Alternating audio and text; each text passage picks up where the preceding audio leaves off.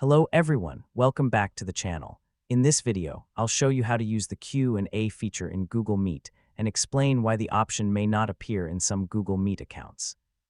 First, open Google Meet and start a new meeting or join an existing one.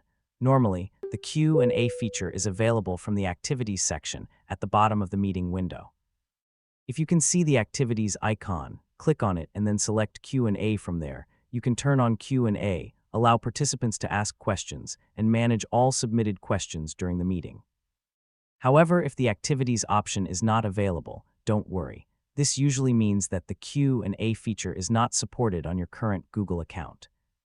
Q&A is commonly available on supported Google Workspace accounts, including some business, enterprise, and education accounts.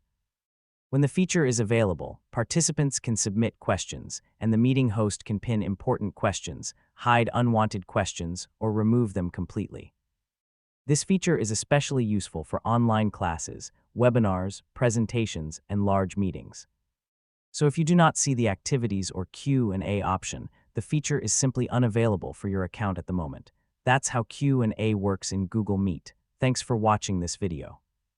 If you found it helpful, please like the video, subscribe to the channel, and turn on notifications for more Google Meet tutorials in 2026.